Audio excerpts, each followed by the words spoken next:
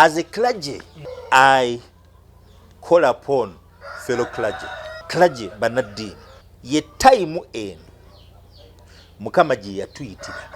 General Lumu was killed because of rising up against the excesses, the murderous gundi of the Amin era. Amin yamukwata ne mundu, bamukwata ne byokulwanyisa, so he was a rebel.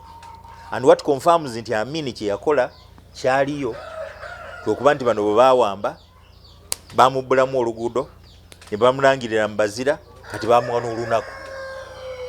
And I'm very sure ku lunaku lwa January Lumu bapeyinga homage, bajjukira obulamu bwe, bajjukira emirimu gye, bajjukira ligase ye, era buli omwaka olinga another nti ffenna twandibadde baluumu naye bwe bafuna opportunity okubeera baluumu ate tebabeera baluumu.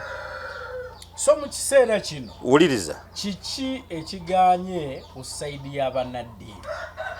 They have compromised with the state. They are bedfellows with the state. They eat with the state. They have state patronage. Tebakyasobola kwasamya kamwa kusitula liiso nga Lumu kugamba nti sebo president you are not dressed. Tulina okusosola mu mawanga, tulina okusosola mu ddiini, tulina okusosola kati byobufuzi. Atali wa pateyo oyo aba mulabewo. How do we bridge that gap? Kati abo Bannaddiini we bandijjidde ne bagamba ffe as a block tugamba this is the way forward. Kati tukoze investigation sebo president ye. Abantu bakugamba nti abantu babiri be battibwa nti 23 n'abalala bakyanoonya kabobi nti namba y'abantu eyakattibwa yino n'amanya gaabwe ge gano babaziika wano. Church of Uganda bano yabaziika wano, Catholic Church bano yabaziika wano, Muslim fraternity bano babaziika wano ne bano. Data bwe tukunganya bwe tuli mu number bweti. Let me just tuli mu 15. President ayinza okuvaako omutwe. Bulijjo bangamba 20. Dyanedda ti. How does that come about? Disebo baba. Bw'oba oyagala twagala tumumobilizinge tukuleetere ba victims ne ba survivors baabo. Kubanga bwe tuba tetutuuse ku root of the matter tetujja kutereera. As a ggwanga tuli tukatya mu healing. Olutalo lwaleeta Amini, olwagoba Amini terwatereza ggwanga. Okujjako Kabaka Edward Muteesa tekwatereza ggwanga. Okujjako Lule tekwatereza ggwanga. Okujjako Binaisa tekwatereza ggwanga. Okujjako okuyingira ku Obote tekwatereza ggwanga. Okujjako Obote mu 1985 January July 27 tekwatereza ggwanga. NRA okujja mbuyinza teyatereza ggwanga. Singa yali eriterezezza tetwandibadde na musaayi guyika today. Sayinza okulaba se nakulaba ensanyuka iwagirabye dda kubanga kentudde nekwata mu ngalo awo ensanyuka yatandise. Oyinza okuba nga oli musanyufu naye nze nina a very very heavy heart. Otegeeza ki? Heavy heart kitegeeza nti essanyu sirina wendijja okusanyuka.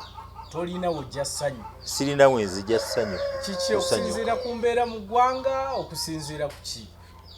Omuntu yenna nga mukulembeze ng'ali sensitive to people's problems, people's challenges, people's needs, talina wajja ssanyu, talina wajja tulo, talina wajja mirembe, ng'awulira okwaziirana, ng'awulira emiranga, ng'awulira obulumi, ng'awulira ennaku, ng'alaba abantu bwe batawaana, abantu bwe banoonya obuddukiro naye nga tebabulaba, abanoonya salvation naye tebagiraba, abanoonya emirembe naye nga tegiriiwo, nga nekyobagamba kyonna nti peace it's just an illusion not a reality. Bw'obagamba nti gains it's an illusion not a reality. Are you sure? Yes.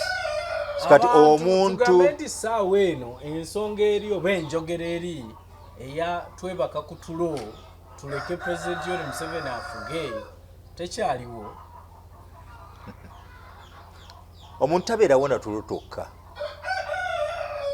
Besides bw'oba tokoze deep analysis n'ototegeera ani atabangudde tulo. Twebaka kubanga yali atutabangula takyatutabangula. Abalala tebalina capacity etabangula, therefore we sleep. Era tosobola kugamba nti twebaze atuwadde otulo. Katonda yatuwa otulo. Twazaalibwa, twatondebwa, tuyita mu mugundize. Omuntu azuukuka n'akola oba n'ataba oba n'akuluusana oba n'abeerawo kati ng'abato azuukuka. Omuto zuukuka lya weebake, zuukuka lya weebake. Tosobola kuŋŋamba nti omuto wamuwadde otulo n'olwekyo akwebaza omuwa otulo ng'ate yakola zuukuka lya weebake, zannya woggana, kola effujjo lyonna. That is omuto. Omukulu zuukuka tuuyana lya wummulamu tuuyana beera ne relationships mukyala mwami mwezimbe weebake. Kati bwe kiba nti ekimu ku ebyo byonna bina kimiisinga kati gwe omugamba akwebaze otulo naye nga yeebase enjala, akwebaza otulo ayambala nziina, akwebaza otulo ali mu kuwungeeta talina kyakkola, akwebaza otulo yeekatankira walagi kubanga kwawummulira ebirowoozo oba njaga. Okiraba? Akwebaza otulo naye nga ne mu ggwanga lye tasobola kubeeramu kubanga bw'abeeramu talina kyasobola kukola. Akwebaza otulo ng'omwana gwe yazaala ajja kubeera naye bakole beezimbe, amugamba taata tewali byakola, mama tewali byakola, kaŋŋende nkola obuddu. Nze otulo mba situtegeera era atwogerako mba simutegeera. Kyemmanyi nti bw'abanga waliwo atabangula nga takyatabangula tulina okwebaka. Tetusobola kumwebaza pozi tumugambe nti weebale obutatabangula kubeera bw'asalawo okutabangula atabangula. Ontegede bulungi? Kale nti tetwakamala okuba akalu oza byonna biri bulungi, tebisobola kuba bulungi. teri bakaaba bangi, teri ba bleedinga, teri bafiiriddwako baabwe, teri bafiiriddwako baana baabwe. Naye tekirobera abamu okubeera bulungi. Teri bafiiriddwako bazadde baabwe. Obutalobera si ye issue. Ekikulu nti bw'okitwala fena corporate omanyi challenge tulina ti abantu twafuuka selfish. Omuntu ali selfish yeeyagaliza yekka. Omuntu ali selfish ajja kukola patent yawangudde akalulu. Atali selfish tasobola kukola patent. For what? Ntunuulira nnyo the bleeding hearts. Ntunuulira nnyo the painful lives. Tunuulira nnyo abantu abanoonya hope nga tebagiraba. So ekiseera nga kino kyandibadde kya self reflection. Where did we go wrong? What really happened? Enjogera pastor gyoyogeramu olinga agamba nti ensi eri bubi nnyo nnyo nnyo. Enjogera gyoyogera ndi mulyoyi wa myoyo. Ndi mulyoyi waki? Since elections nfunye abantuukirira. Since elections nfunye abankubira amasimu ng'emitima gyabwe mirwadde gikaaba. Olwaki? Olw'okugwa mu kalulu? Abantu abattiddwa ng'abaana baabwe tebagenda kusoma. Abattiddwa nga bakadde baabwe lyessuubi lye babadde nalyo.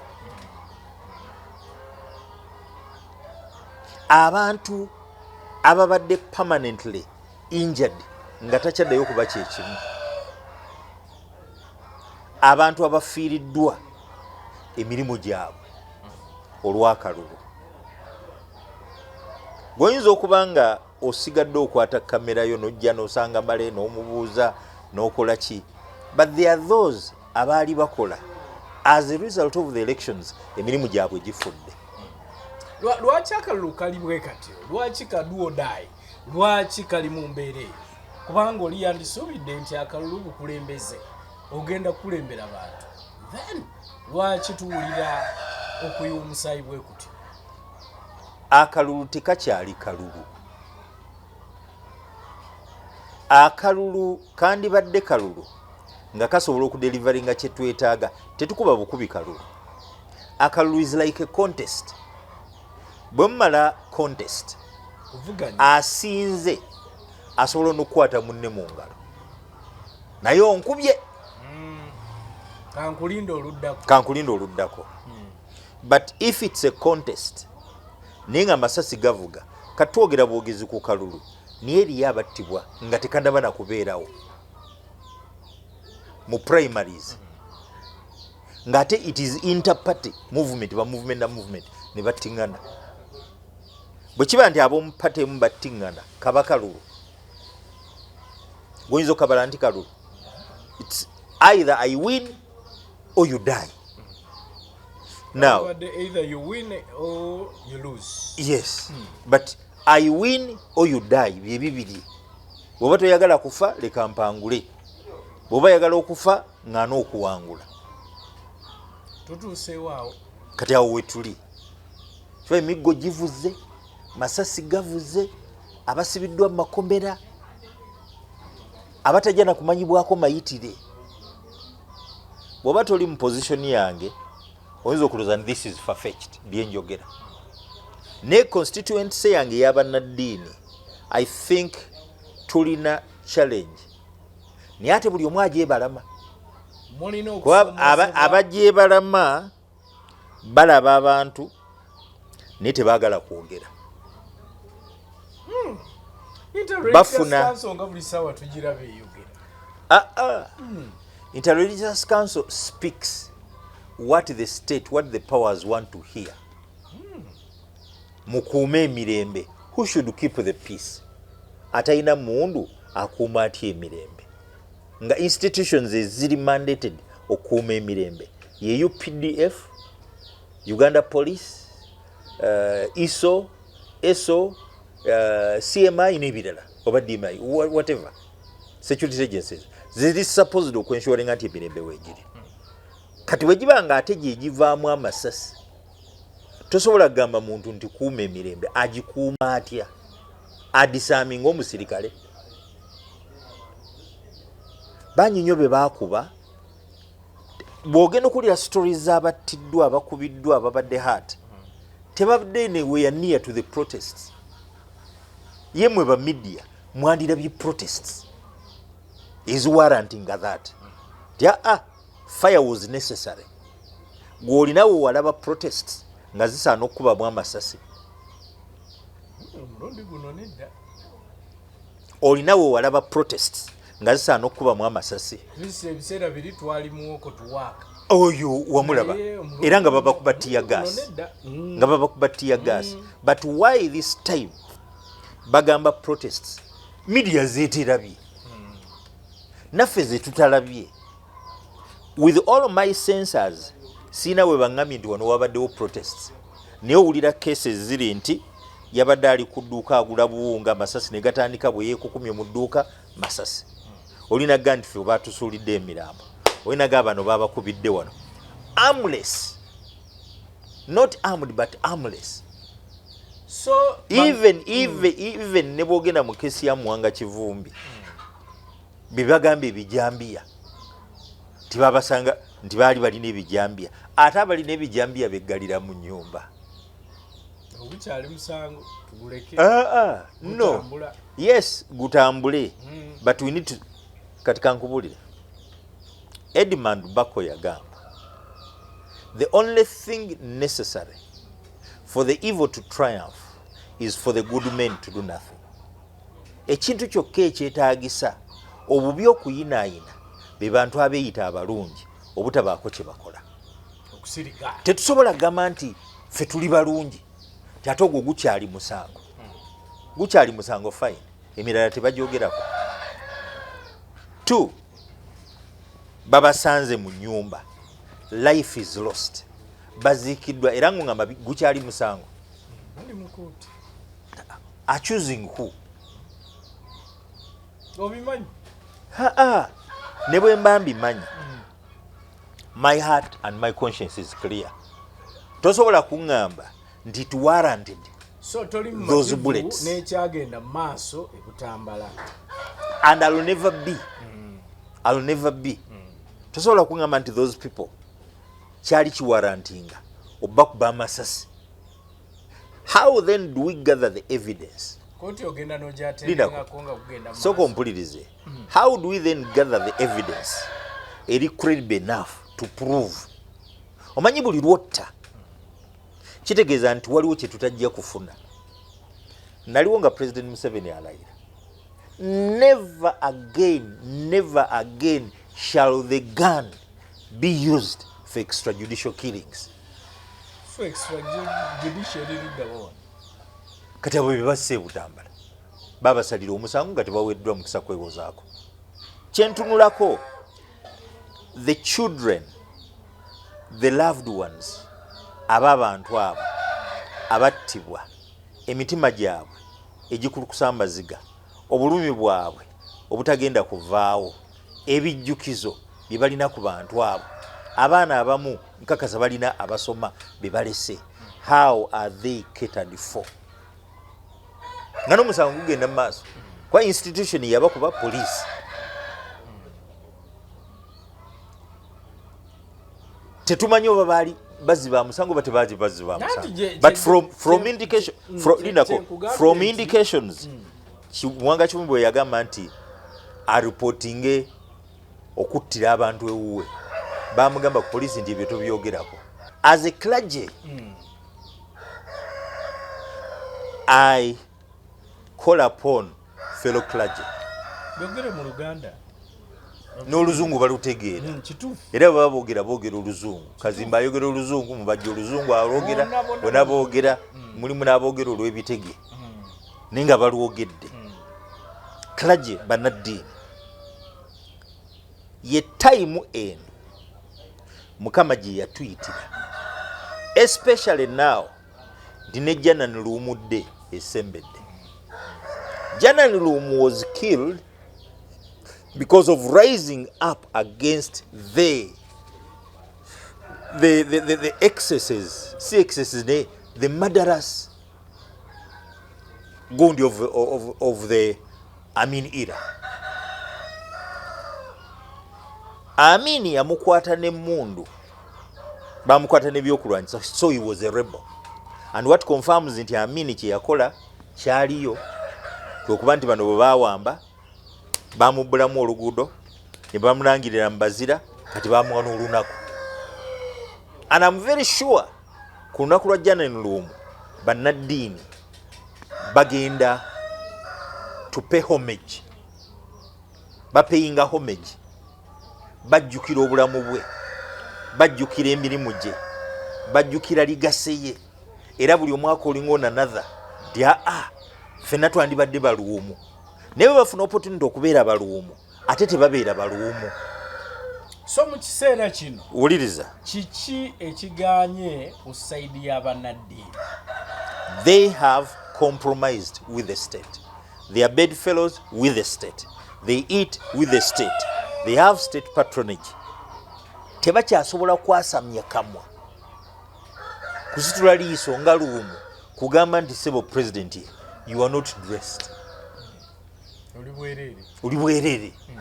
Kyabantu bano abattiddwa nabo bantu, nabo balina abaabwe.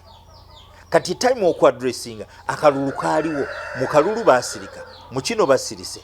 Kyendabye bagenda kusaba busabi state functions. Ne bagenda ku lunaku lw'abazira ne basaba, ne bagenda ku lunaku lwa 26 January ne basaba, ne bagenda ku heroes ani tarehe 6 era ne basaba magandula gaabwe n'amajolobera gaabwe. Minus Eseza. Mu kitabo kya Bayibuli mulimu omukyala bamuyita Eseza. Esther. Omwami we yali Akaswera kabaka. Yali mwestana. No. Gundi. Ekigambo nkiwulireeyo. Kakati it so happened nti yali Katikkiro then ye Haman yakola olukwe atte Abayudaaya naye ng'ekimukoze olukwe kubanga waliwo omusajja nga babita Mulodokaayi Muyudaaya naye ye yagaana okufukaamirira Hamani. Hamani buli yatuukanga bw'ati ku mulyango wankaaki ayingira amaka ga Kabaka Akaswera nga Mulodokaayi asigala ayimiridde yamugamba nze nsinza Katonda wange yenka siyinza kusinza muntu nti mufukaamirira. So Hamani afuna obujja ategeka olukwe okutta agamba Kabaka nti waliwo abantu muno basajja b'Abayudaaya ne bangi singa olunaku lumu balisituka ne batulwanyisa tetugenda kulama ko Kabaka tukoze tutya nti tubatte nze mpa olukusa. Kabaka amuwa olukusa olw'omutta asayininga decree omwezi ogw'ekkumiribiri ogwa Purim battibwe. Now Esther teyasooka kimanya agenda okutegeera nga kojjaawe Mulodokaayi yeesibye ebibukutu yeesize n'evvu n'amutumira n'amugamba kojja ate kiki ko ye ndi ekiri eno balo ategese olunaku olw'okututta ffenna bagenda tutta nga Abayudaaya tubadde tukusaba ogende ewaabalo omwegayirire atuspeyaringe akyuse ekirowoozo kiffe tetuli balabe naawe oli part of us. Esther bwe yawulira ebigambo ebyo n'agamba ndi kyawandiikibwa mu mateeka g'Abameedi ti bw'ogenda mu maaso ga Kabaka n'atakuwanikira lugaalwe ekibonerezo kuttibwa. Kabaka amaze ebbanga nga tampita genda wuwe wadde ndi mukyala we tetulabagana nolwekyo siina bwe ŋŋendayo kuba nnyinza okugendayo n'atasanyuka n'alagira banzite. Mulodokaayi n'amuddiza. Mulodokaayi afuna amawulire ago. Mulodokaayi arespondinga agamba nti okay bw'oba oganye okutwegayiririra Katonda anaatuyimusiza obulokozi okuva awalala ne gwe n'ennyumba ya kitaawo mujja kusaanawo. Y'omanyi otya nti si kiseera nga kino kyekyakufuuza n'abakyala queen mu nsi mwe baakuleeta ng'omuwambe. Esther bw'awulira ebigambo ebyo n'addamu n'atuma n'aga nti mugende mu mugambe asibe ennaku ezi amubiraizinge n'abantu bonna mu Susa basibe ennaku 3 nange n'abazaana bange tugenda kusiba ennaku 3 bwe zinaggwako nja gendewo abaze bw'anaaba nga nzikiriza n'amubuulira byontumye bwe kinaaba kusaanawo aludaayi neyeewaayo. Esther bw'aba n'okusiba ennaku 3 n'abaddu be yagenda ewa Kaswera Kabaka baawe bwe yamulaba n'agamba mu switi wange kiki kikuleese ne bw'oba oyagala kitundu kya Bwakabaka nkikuwa ko ye ssebo ekindeese ojje tulye ffenna ekyeggulo nti nja kujja atuma agamba munne Hamani jangu tugende. Ekyeggulo bakirya Esther Kabaka Akaswera ne Hamani eyakola olukwe olw'okutta Abayudaaya baba balya. Kabaka abuuza Esther switi wange kiki mbuulira kyoyagala ne bwe kiba kyetaagisa kitundu kwa Bwakabaka ko ye ssebo mukama wange bw'oba osiimye nenja komawo tulye ffenna ekyeggulo ko ye nja kujja. Bavaayo. Hamani atuuka eri yeewaana nze nabadde ne Kabaka twalidde ffenna tewali gwasinga kwagala ŋŋanze. Hamani essanyu eringi ategese n'olutandaalo kwagenda okuwanika Mulodokaayi ne famire ye kubanga abo bamuli ku mutima baalina okutta baayagala okutta. He's a killer, he's a murderer. Kabaka bwaddayo eka Hamani yali akikyanca Kabaka teyeebaka otulo tumubula agamba banne nga sirina mirembe munsomere ku byafaayo bajja ebitabo Chronicles ez'Abayudaaya batandika omusomera kino kyali bwe kitiwe ennaku z'omwezi bwe ziti twalumba bano netubakuba ennaku z'omwezi bwe ziti twakola kino ennaku z'omwezi bwe ziti Kabaka yawona okuttibwa.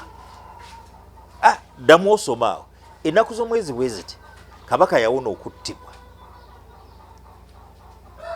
Abambo waabe beekobaana bamutte naye omusajja gwe bayita Mulodokaayi n'akitegeera n'awaayo olukwe era ne babakwata era ne battibwa. Kabaka naga sokokoma njagala ombuulire bwe yamala okutuwa amawulire Mulodokaayi kiki twamukolera okumwebaza abwe tusoma wano tewali kyamukolerwa tewali ddi bikomyawo tya ani ali awo nizirita Hamani eyakululuka okutta batte Mulodokayi batte ne bana abalala waliwo wano Hamani Hamani jangu ndi wano nina gwe njagala okwebaza naye kabaka akolere ki omuntu oyo gwayagala okwebaza olw'ebyo byamukoledde kati Hamani yeerowooza nti ate kabaka bw'aba teyeebaza nze bw'aba tagulumiza nze agulumizaani naganidde sebo kabaka dira omusajja waasinga okuba wa status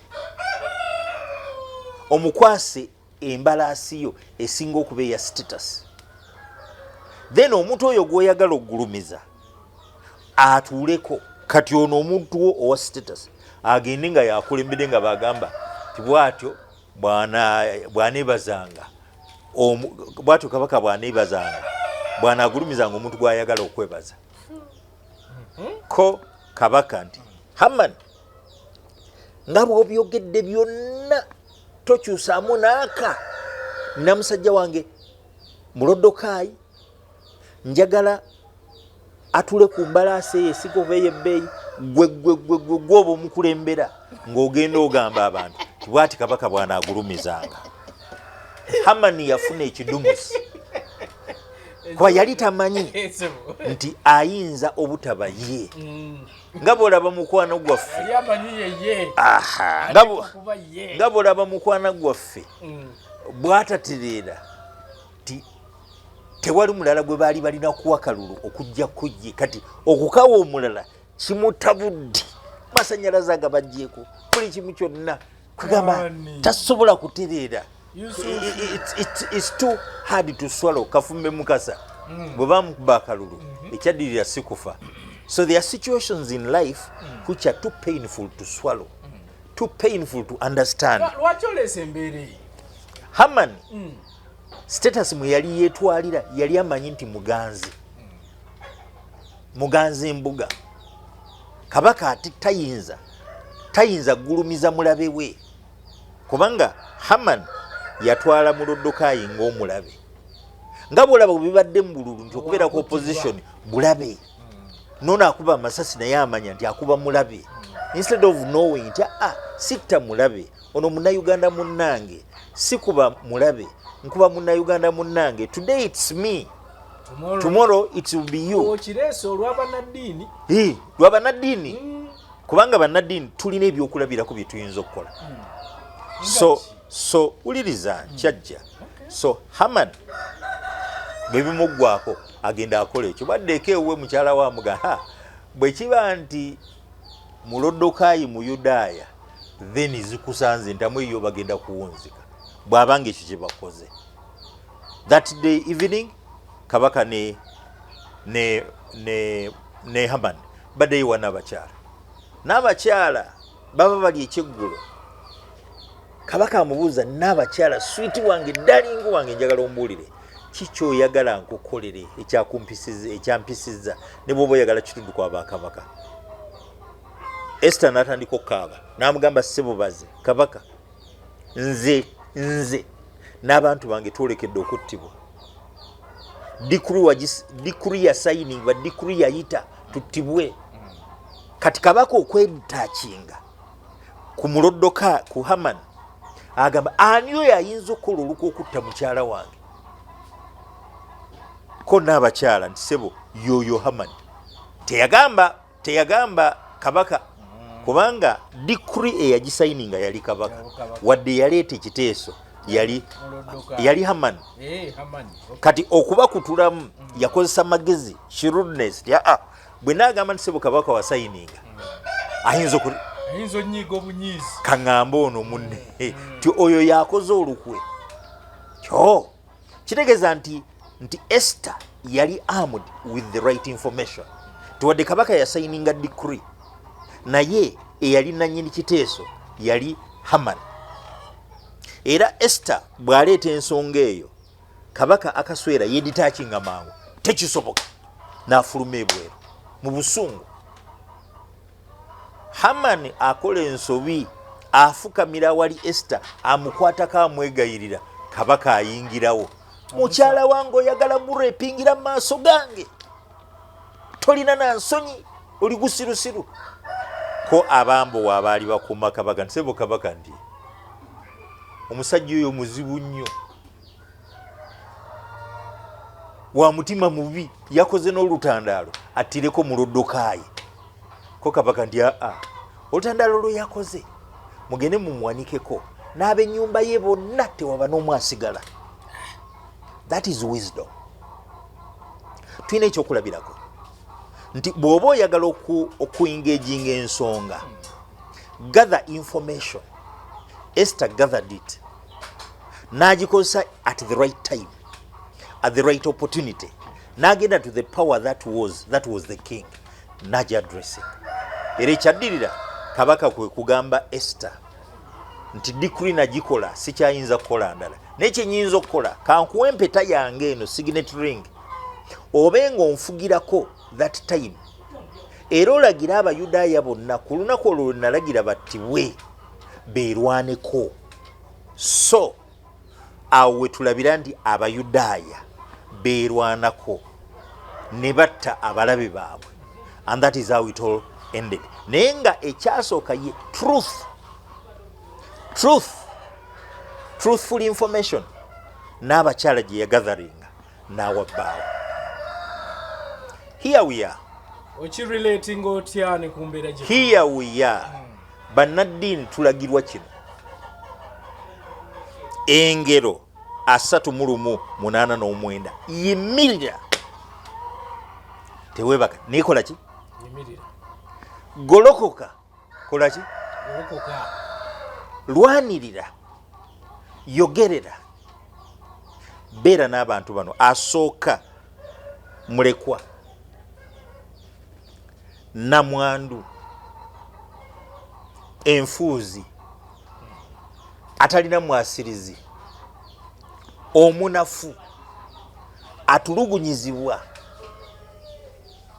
akabasanyizibwa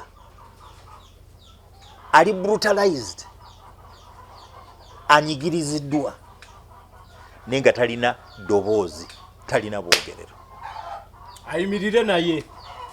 Mandate ya Bannaddiini si kusabira bantu.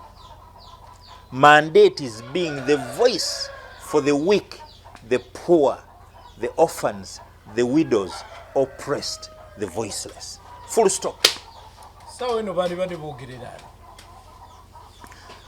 Singa or spreading out tentacles. Every place woyinza okutuuka eriyo Bannaddiini. Church of Uganda erina branches all over the country. Catholic Church erina branches all over the country. Muslim fraternity branches all over the country. Pentecostals are everywhere. Osobola n'okutuuka mu kitundu nga mulimu ekkanisa 100 mu radius eya kilomita 2 ekkanisa 30. N'otuuka mu kifo nga waliwo eri ku ground floor walina eri ku mid floor. N'otuuka mu hoteri nga winga emu eriko kkanisa emu ya Kisubi, winga endala eriko kkanisa ya Male. Kitegeeza nti tewali info wetesobola kuspreadingira. Tewaliwo. Kiba kya busiru, kiba kya bujiga, kiba kya kubetrayinga cause na duty of care Katonda gye yatukwasa. Ogende wa president n'ogende wa powers that are empty handed n'ogamba tuzze kusabira, tuzze kukongratulatinga, Mukama akwongera emikisa, waleeta emirembe. Truth Esther gye yagenda nayo. Oweerira n'aleeta ebibye, oweggulu ebibye, ow'embaale ebibye. Now Bannaddiini bandibadde nga waliwo forum gathering information. Basabidde abaziikiddwa, sikulimba, basabidde abakoze eki Bannaddiini tewali we batagenda kuziika, oba sheeki, oba imaamu, oba mufuti, oba pastor, oba reverend, oba father. Nti kakati leero nziisa ono ki ekyamuse bamubye masasi yabadde akola ki? Information bagifuna first hand. Kabeere catechist agifuna, kabeere mubuulizi agifuna, kabeere reverend agifuna, kabeere archbishop agifuna. and that information can filter through never ku grassroot netuuka ku headquarter. Church of Uganda nereeta reports tife okusinzira branches zaffe zonna eri battayo bwe bati ekatoke basulayo emirambo 2 3 eruwero battirayo bwe bati eno wakulekana bwe bati neno all of that information okweyingiza mu mulimu ate gwa state government teyinza ogamba soko linako Esther okugenda ewa kabaka yali yeyingiza mu bya state yali atumiddwa ngatumiddwa yali atumiddwa nga buganda kakati abantu bana abakaaba abantu bana abasinda abantu bana abanyigirizibwa ani aboogerera fe tuli supposed kubeera ddoboozi lyabwe nga bannaddiini simple mandate. Tewali Museveni wayinza kugambira nti bakwate bakusibe ng'oli mu mandate yo ntukirwako information. Omuntu ankubira omwana wange bamusiba over this eyo si information.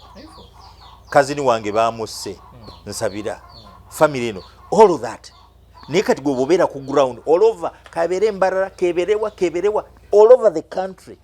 Bannaddiini balina capacity gathering information kubanga bwe kiba nti president waffe abeera misled by false information by his agencies, how do we then help him, guide him okumulaga nti abo bibakuwa bifu kankwe scenario naye soko lindi ebyo ngo aba bijewa ntugamba nti bifu ani ayinza okubuuza nti president bayinza omuwa information ifu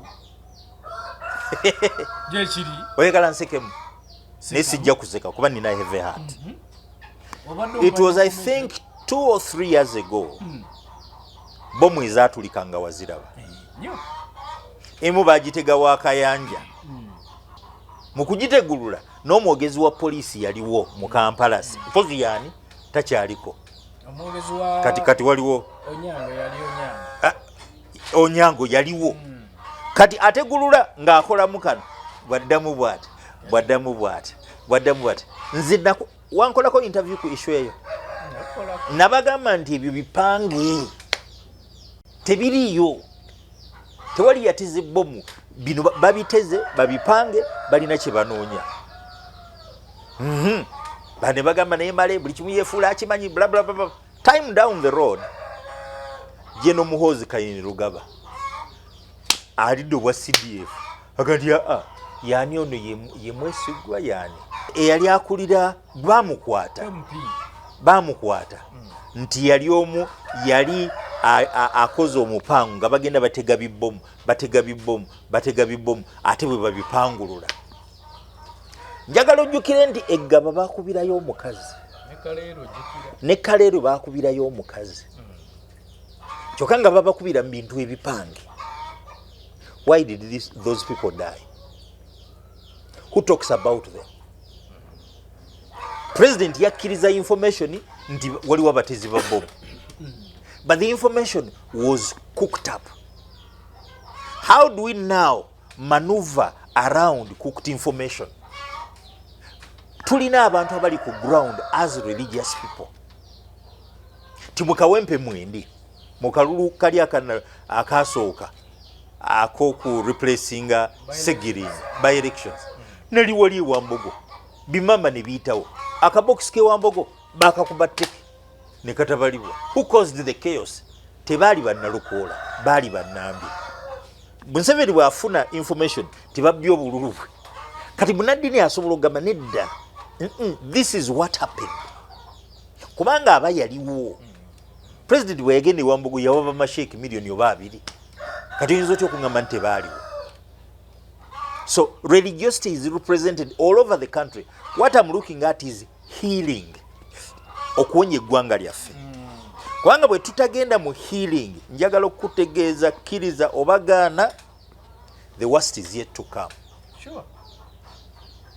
We either heal or sikyo tugenda kutana. So how do we heal? Healing yeno nti twetaaga okubaako n'ayogerera abantu bano bonna abakoseddwa.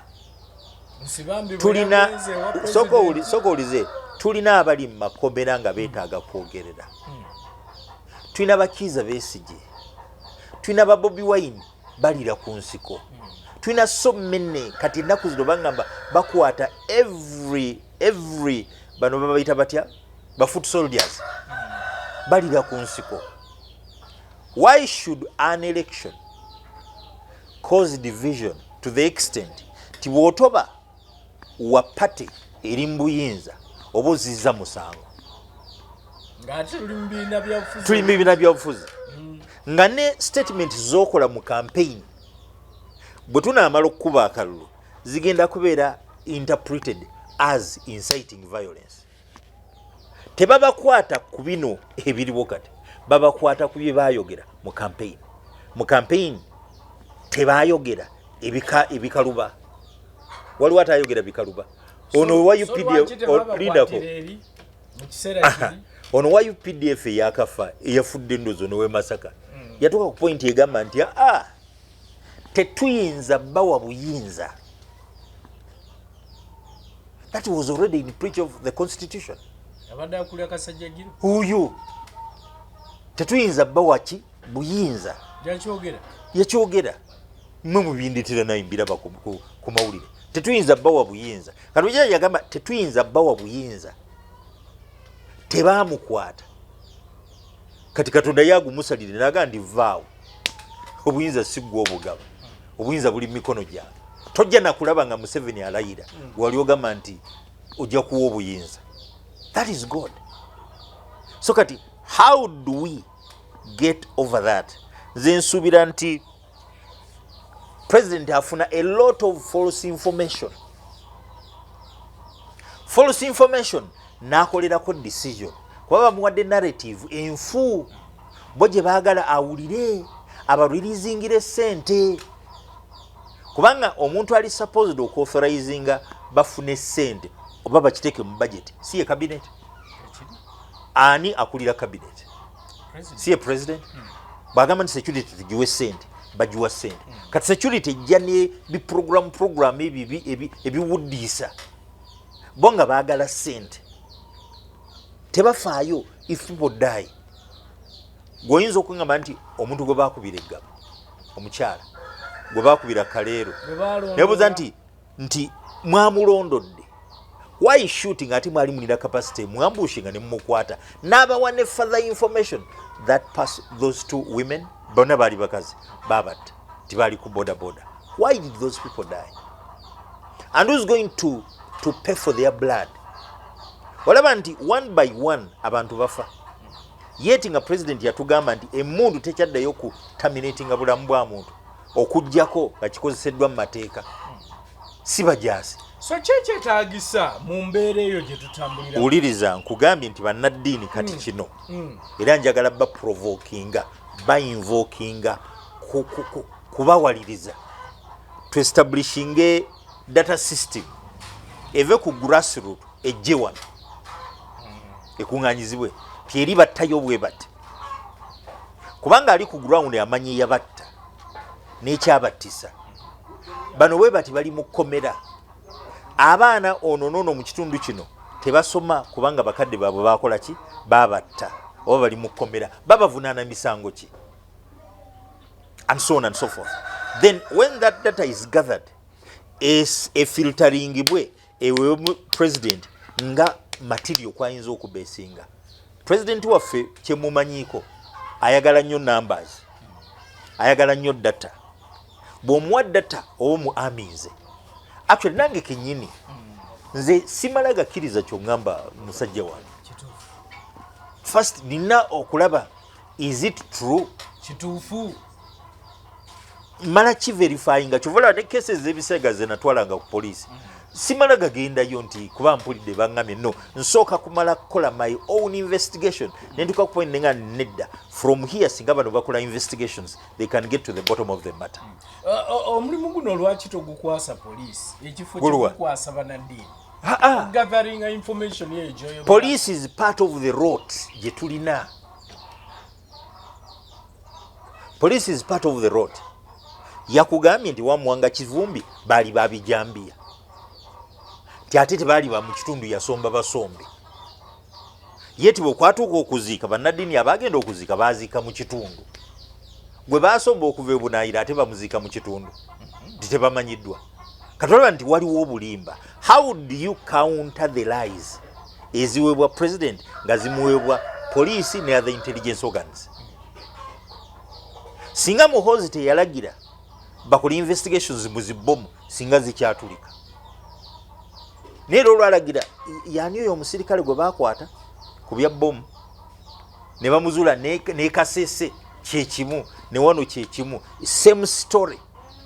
Ayagala kutiisa abantu yafune ssente. Police bwogamba nti ogikwasa investigations ebyakibwetere yali etubuulidde ani yatta abantu ewakibwetere. Sikibwetere. Bakola bayishuinga gundi bagiyita batya, bayishuinga warrant of arrest. Bali bakuta batta, bali bakoze investigations. Kibwetere bagamba yafa. Kibwetere mu mwaka gwa 2000 March nga 17 Movement for the Restoration of the Ten Commandments of God batta abantu abasoba mu 100. Waliwo battira ebuziga, waliwo battira entebe, waliwo battira ekanungu mu bifo byabwe ebyenjawulo. Naye olwo olunaku ye yali culmination lwe baayokya, naye nga previously baali batta nga poliisi temanyi. So police has no capacity to investigate. Even when it has capacity, it has interest. Nti waliwo byetejja kujjayo. Kati bwebanga nga poliisi yeyasse kola investigation egambe nti twasse. So Bannaddiini balina obusobozi. They have. Kubanga sokolineko embeera gye bagenze bafuke bajjananira omu. Bafuke bajjananira omu. Jjananira omu bamukwata na byakulwanyisa. Sigambye bakwate byakulwanyisa. Capacity to investigate bagirina. Kubanga abantu babalina ku grassroots gye bali. Besaddaake. Eruwero waliwo Church of Uganda. Waliwo Kereziya.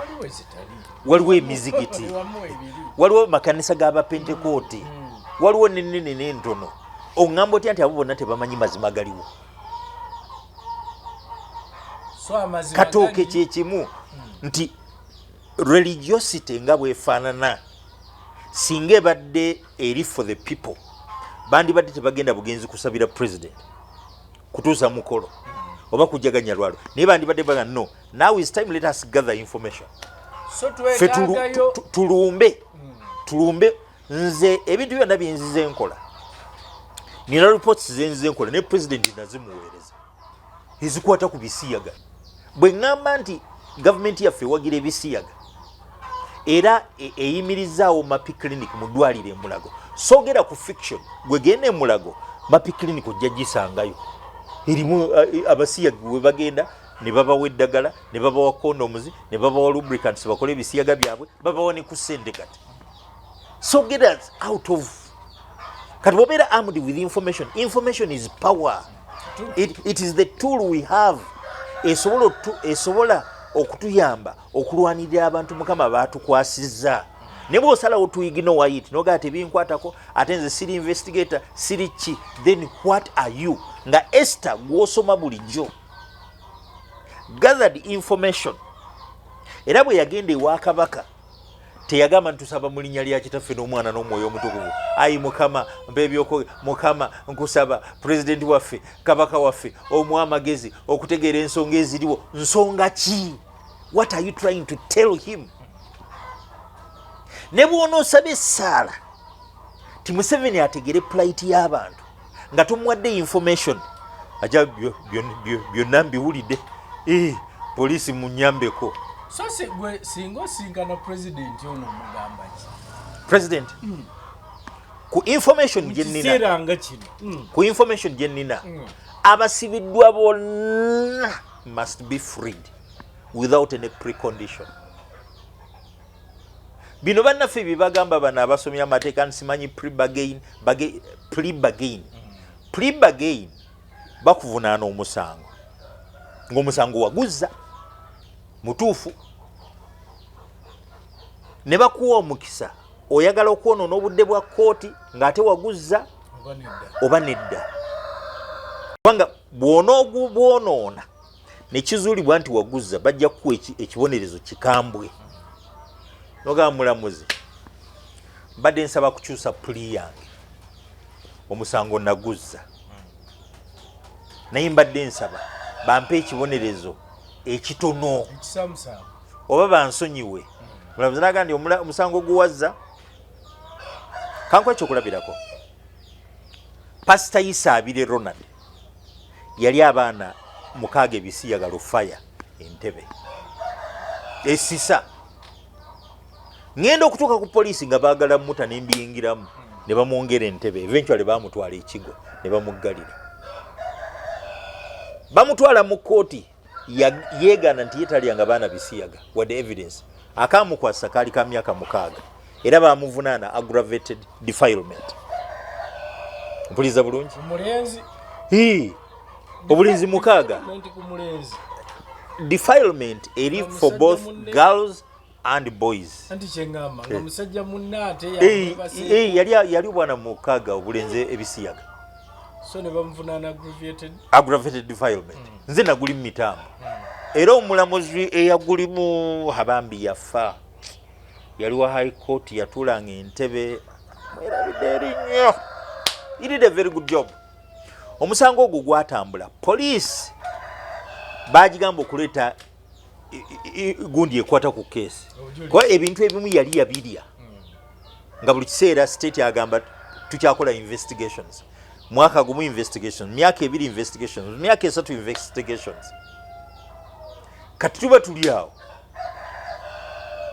n'asaba akyuse puli oyo pastor Ronald Isa Abire mu maaso g'omulamuzi naga ndi mulamuzi nti nebuuliridde kituufu abaana nabalyaki ebisiyaga nensaba kunsaasira oba kisoboka bansonyiwe nange simanyi kyandiko mulamuzi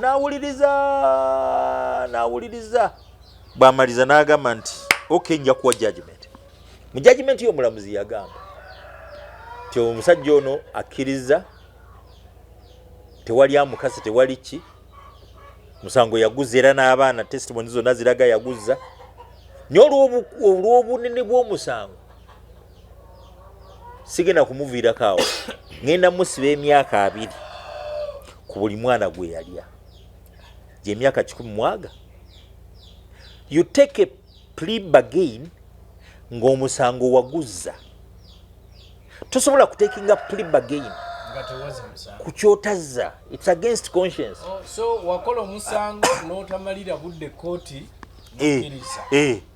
bansonyiwe but here are people bamukwata vagaland here are people abadde member wa NOP abadde mobilizer here are people abadde gundi kati omuvunaana nti yakomitinga inciting violence yakomitinga kino campaign zibeeramu emisango nja kuwa ekyokulabirako ky'emizannyo ebikondo bimanyi bali mu ring tu amateeka ga ring gali nti bwe bakubiramu ne bakuttiramu tewabawo omusango guzziddwa that is the rule of the game n'ekigwo bwekityo n'omupiira nga singa mukuba akapiira nemukubagana naye oteeba oba ogenda okuteeba pa ne bakuba ekkuli akagulu ne kamenyeka tosobola kugamba nti ono bamuvunaane okumenya okugulu bakusala busazi ne bakuba penalty bakusala ne bakuba penalty ne bakuwa red card nti okoze kuli red card iyo naye teriyo poliisi kujja nti ejja kukwata nti wamenya omuntu mu ring mu kisawe ky'omupiira campaign wanga abantu wetuwulira election abali immune ba mu parliament muli betuwulira bo bwagenda n'ayogera kyayogedde kyonna bikomaawo okujjako ng'okizize bweru kati kiri bwe kiti bwe tugenda mu kalulu kaliko amateeka gaako yogera byonna byoyagala kuba olukuŋŋaana olwagala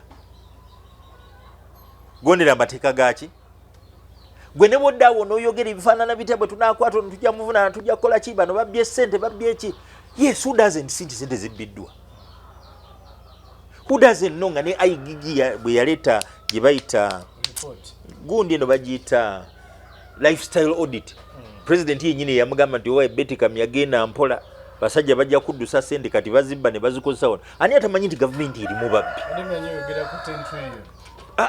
ani atamanyi nti gavumenti erimu babbi erimu abamu nkugambye ani atamanyi nti gavumenti erimu babbi erimu abamu ababbi tusagala okyuse statement yange ani atamanyi nti gavumenti erimu ababbi waliwo kati atabbangako n'ekikumi bw'oyogera bw'oti oyo aveeyo lindako oyo aveeyo ne to the common person out there ne bwowulira nti hearts zaabwe zibleedinga ssente zaabwe bazibbye ezandibadde mu malwaliro ezandikoze enguudo ezandiweeredde abaana ezandireeseewo gundi ani atamanyi nti ensi yaffe abagwira bagimaamidde ani atakimanyi ogenda kunyumya mboozi nkunyumize economy kati emaamiddwa bagwira believe me or don't bagwira beba sente zonna zetulaba kati ffe abalinako okubusente tulinako busamambiro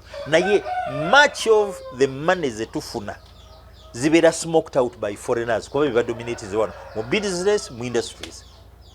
2 bwogenda okutunuulira ekibuga Kampala ebitundu ebimu kwata ku lweggaba Eritreans batutteyo Kisenyi ekyo kyo twakyerabira they're not part of Uganda, it's Somaliland. Kati jangu mu Kawempe abadinka bali side zettule eyo yona yona abasudani kati Sudanese from Sudan eri abalwana SFC ye Sudan ngerwanagana ne UPDF ye Sudan si ye Sudan eri mamboka kati eyo abazze kuno bayitirivu and they are owning property, they are starting up businesses where the locals bagenda babeera sidelined ekiseera kijja kutuuka nga actually wano tokyalina key premises ziri mu bagwira abachina bazinze buli wamu wonna tunatera okufuna China City kati tukyalina China Town ne tugenda kufuna China City kati ani atakimanyi bw'oyogera bw'otyo nti abachina bazinzeko ensi yaffe abagwira ebeera inciting violence mu kalulu okukonvinsinga abantu olina babuulira mazima amalwaliro omulabamu eddagala soka owulirize amalwaliro omulabamu eddagala nti nedda nziza musango ki bwendaga amalwaliro omutali ddagala waliwo abakwatiddwa olw'ebigambo bye bayogera mu kalulu bwana kyo simanyiiza egimu ku misango egivunaanibwa abantu bano inciting violence nga bakoze parade inciting violence kitegeeza nti ebigambo bye bazze boogera bye bibakwasisa Zedriga bamuvunaana ki Zedriga sibigobereranga by the way no genda obinoonyereze lwojja okukitegeera nti bw'ovaayo okustatinga fact bagamba nti ozuukusa abantu bategeere their rights bategeere their challenges kakitegeezo inciting violence genda obinoonyereze oli munnamawulire there are so many nze ngamba ebigambo byonna ebyayogerwa mu kalulu kaali kalulu yali competition kwali kuvuganya competition nga bwe kiba nti muli ku gundi zinavuganyako ne bakwogerera amafuukuule ne ke kalulu ne bwe mumaliriza you shake hands kubanga opponent wo antagonist wo tabeera enemy ate naye akuyamba kubanga tulina both positive ne negative tulina both good ne good in our lives good ne bad kakati that bad gwoyinza obutajiraba n'olaba birungi byokka oba si kyo abakuli ku lusegere ne bakuwaana buwanyi ne bw'oba owunya nina mukwano gwange yafa mukyala we yali bank manager oyo lumu yalaba munne ng'akoze ekiviiri kinyurirwa namugamba enviiri wazikozesezza ki namugamba masavu ga mpuuta namugamba ayushuwa ndiye negazikola bwezi ndiye niye yagenda n'agula empuuta n'agyewereba n'akola oluviiri lunyirira yali bank manager UCB Nkuruma Road oba wagiwulirako oba wagirabako mwe yali akola kati ng'agenda ng'atuula mu bank kati ye manager mu nviiri kati banne bajjanga bakola nabo naye nga buli ajja tayagala kubeerawo lujjanga ng'agenda jangu tumalize badde nkyali bize manager naye kanzije ngenda kujja olwakyewaze ekivuuno. Then comes in a customer atuula boogere ne manager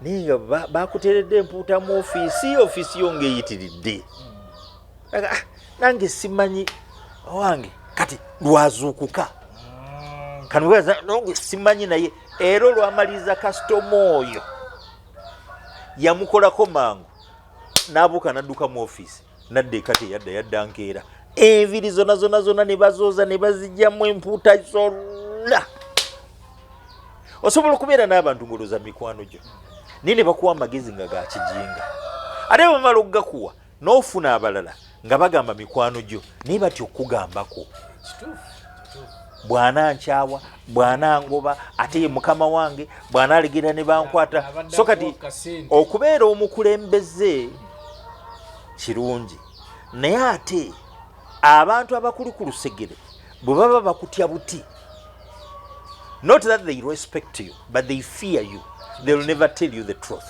so nkakaza ndi Museveni abamuli ku lusegere bamutya they can't tell him the truth so kompulirize kanolekyo twetaaga another group that is organized esobola okwassemblinga data negikwata nemugamba nti president mu kalulu kano akawedde abantu battibwa bwe bati balina abaana baabwe be bano gavumenti egenda bakolera ki to address the absence of their parents. Tulina abaasibwa babavunaana gino niyo ekitiibwa president campaign ziba campaign tosobola kunvunaana kwogera bigambo bye nayogera mu kalulu nga naawe wayogera ebibyo kuba naye yalina bye yayogeranga tetuyinza bakkiriza tetuyinza kuba bano group ya movement yagambanga nti Bobi Wine basiyazi balina evidence nti Bobi Wine musiyazi balina evidence nti ddala Bobi Wine yaleeta wano ebisiyaga mpaka lwekyasirika balina mapi babudgetinga ebyo bwebyo kakati nabo bawayiriza bali nti baleeta ebisiyaga ate nga gavumenti yetudde ku bisiyaga sakati bwe kiba nti buli omu yayogera okuleeta mu Bannaddiini wano time for healing anti Bannaddiini lindako bagende wa president ne bamuyozaayoza ne bamusabira in that omanyi Jeremiah chapter 8 verse 4 wegamba omuntu bwagwa tadda bwabulwa ekkubo takyuka ni lwaki mu abantu bange mugwa obutayosa laba mwogera obulimba mutambulira mu bulimba bla bla bla laba mugenda ne mwesiga ekigambo ky'abawandiisi naye kalaamu y'abawandiisi yawandiika ebyobulimba aba strengthening abantu they are strengthening the wicked babagamba mirembe ate nga tewali mirembe peace when there is no peace when clergy talk about peace when people are feeling no peace awali peace opapa okuyingirewo awali peace wetaaga security ate Bannaddiini nabo simanyi obugiga bwabwe kwa toyinza gamba nti waliwo emirembe ng'ate baakutirawo police post ewuwo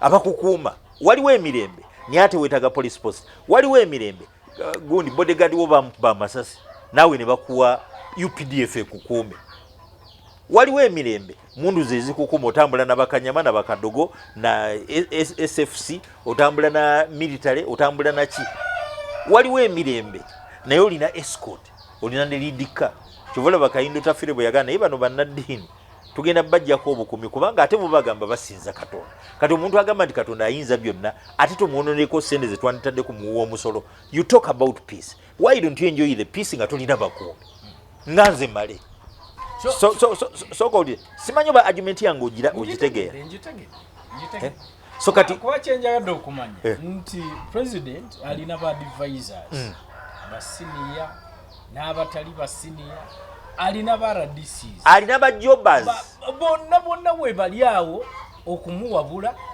ku nsonga ezo zennyini z'oyogerako tebasobola nebuuliza nti bonna bamutya bamuwa information infu alina aba security mulimu abamutya tebasobola mubuulira bituufu bye balaba mulimu abamuwa information nkyamu nga baagala omujja mu ssente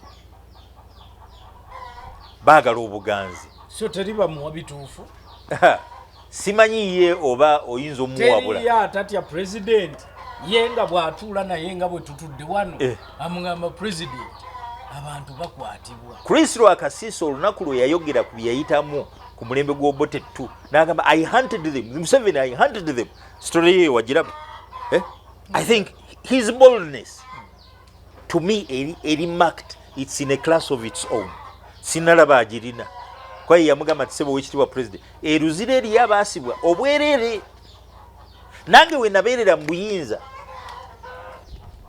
nali corrupted by power mu kiseera ekyo n'erinnya lyange nalirabira ndize Chris Lwakasiisi honorable minister lyafuuka erinnya lyange there are people like that tebasobola kwogera kituufu era president tebamubuulira byamazima kyova olaba nga ngamba Bannaddiini would do a very good job kale tulabe bonna bw'abakwata nga bakoze alipoota ekifo kya Bannaddiini lwaki tewabeerawo national dialogue okubaganya ebirowoozo soko mpulirize ku challenges oba okusomozebwa soko mpulirize ebyo Mwogere ebigambo nti national dialogue tebikola olw'ensonga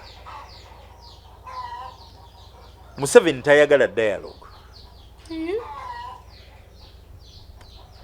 gwagambye nti bamawu bali mu dialogue you convert ayagala converts tayagala dialogists converts gwekkiriza eyovaayo tukole tuti tayagala alternatives kyamanyi kyekyo kyayagala kyekyo you oppose era kyovula buli yenayina ali mu ministry takola decision nga tanafuna gaheedi ye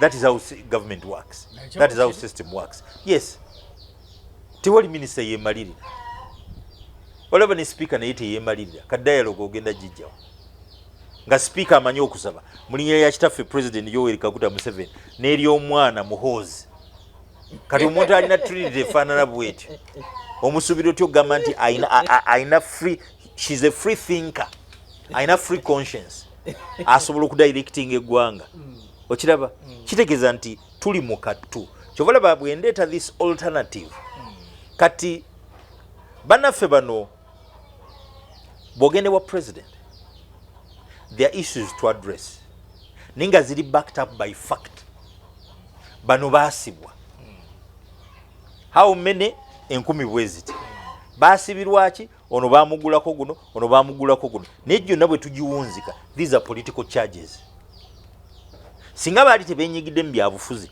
tebandibakutte omuntu yenna nga akwatiddwa ku byekuusa ku byobufuzi abeera political prisoner abeera prisoner of conscience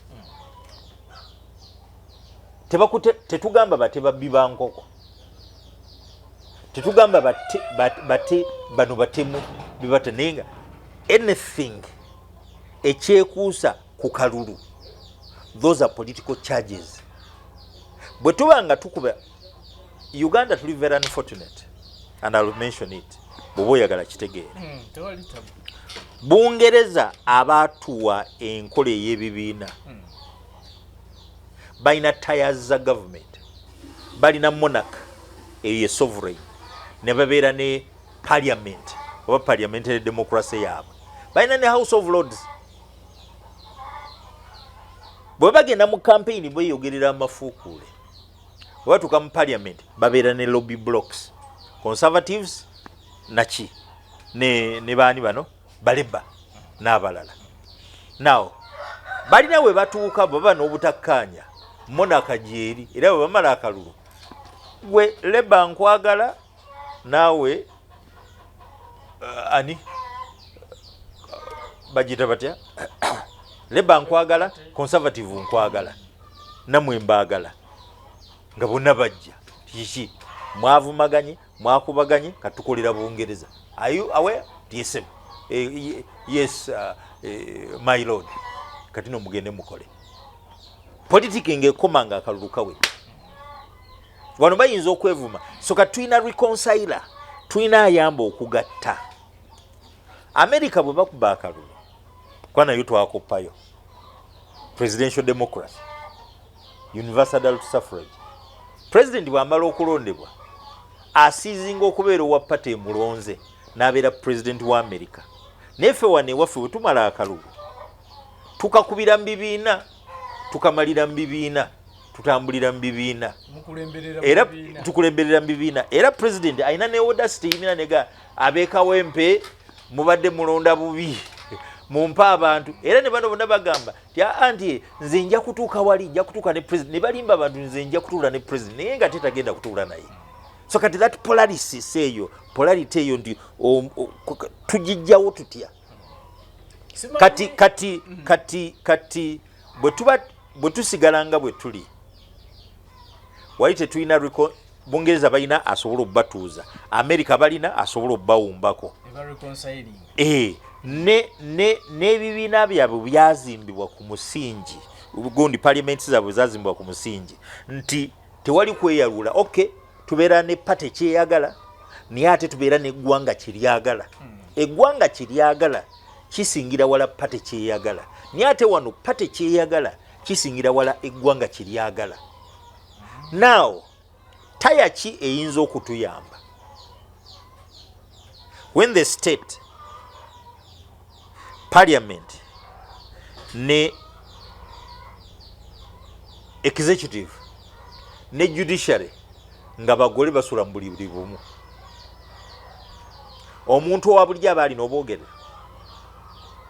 kubanga president gwayagala asibe alagira executive emukwate ye police parliament yo nezingako buzinzi mu mwana ekola mateeka gasiba then judiciary yo negamba nti yo tumusibye. Bade manye ensi bwebe ekolera wamu nga bwogambye ensi ziri nti kati kukolera ggwanga bwe bibanga byonna bikwatagana bade ndowooza nti ekyo kiba kirungi soko bali bakwatagana ffe wano tetukwatagana naffe bwe twali badde nga tukwatagana kyandibadde kikola ffe wano tulina ebizibu tulina okusosola mu mawanga tulina okusosola mu ddiini tulina okusosola kati byobufuzi ti atali wa pateyo oyo aba mulabewo.